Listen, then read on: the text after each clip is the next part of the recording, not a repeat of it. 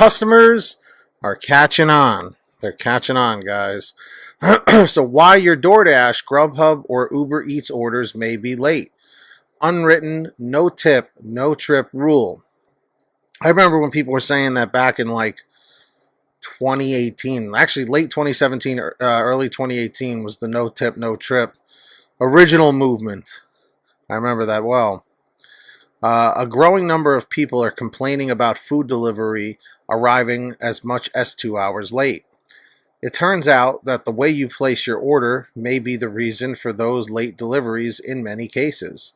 Hannah Chu is the co-owner of an Asian restaurant, Kung Fu Chu. that really not rhymes. That really flows. Kung Fu Chu. It's a play on her name. I see what she's doing there. That's cool. She says more and more customers are complaining about late and cold food. Some customers are saying it takes over 2 hours, she said. We will make the food within 15 minutes and it's just sitting there cold before a driver finally shows up. It's not just driver shortages. And they say a record-breaking number of orders and driver shortages sometimes lead to longer wait times. But there may be another reason: how much you tip. Jason Barlow drives for several delivery services and talks with other drivers daily. The most common reason I hear for late orders is no tip, no trip, he said. Barlow and Kate, another driver who did not want to share her last name, both told us that if an order does not appear to have a tip on it, it may sit for 30 minutes in the restaurant before anyone picks it up. If I did see an order coming through that has no tip on it, I will decline that order, Kate said. It will be offered to the next closest person, and then that person can choose to take it or decline it. She agreed to an interview only if we did not say which services she drives for. So how do drivers know how much you're tipping? Barlow says with most delivery services, drivers are not told in advance how much tip they're going to receive. No tip, driver barely makes any money. But he says if an order shows it's only going to pay pay $3, $4, or $5 to the driver, they will assume you are not tipping and may pass on delivering your order. Sometimes it's not even worth it, Kate said. You just work for free after paying for gas.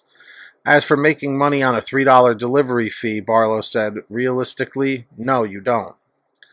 Delivery services show customers a suggested tip on their app, or you can write cash tip in the comments section, but Barlow says he has experienced some cases where people promise a cash tip but then give nothing. I've been a victim of that too. Guys, in the chat, comment 333 if you've ever had a situation where it says cash tip, you drop off the order, and you get nothing. Comment 444 if that's never happened. Barlow and Kate suggest you be generous with your tip. Delivery services each have their own incentive programs to get drivers to make an order, or to take an order, even if it has no tip on it. In some cases, they will boost the driver fee if it seems no one is picking it up, so that it doesn't languish on a counter all night.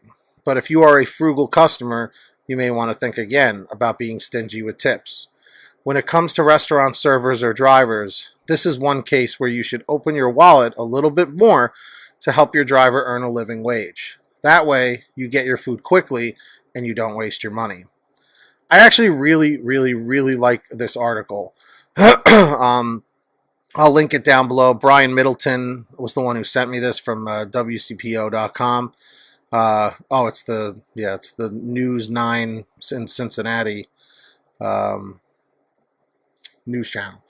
But why I like this so much is it beautifully illustrates the struggle of what a driver in the gig economy deals with basically on a daily basis, or at least whenever you work.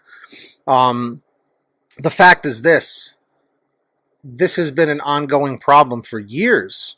This isn't anything new. The pandemic just led to more fraud, as we've discussed 1,000,000,001 times. But this is the reality of things, and customers now need to know and fully understand that this may be the reason why their orders are late, because people don't want to pick it up, Again, it's like they said, with a $3 delivery fee, it barely pays for the gas, and it feels like you're working for free. So for those people out there that are like, I take every order, you know what I mean? That's fine, but some people can't make a living doing that. In some markets, you can take in every order and make good money. What is the thing I've always said from the beginning? Every market is different. So if something works for you in your market, okay, doesn't mean it's going to work in somebody else's. Period. And in the comments or in the chat, if you're watching right now, which you are, put what state and what market you work in. This video has been brought to you by the Paid to Drive membership program. Get started today by clicking the join button now.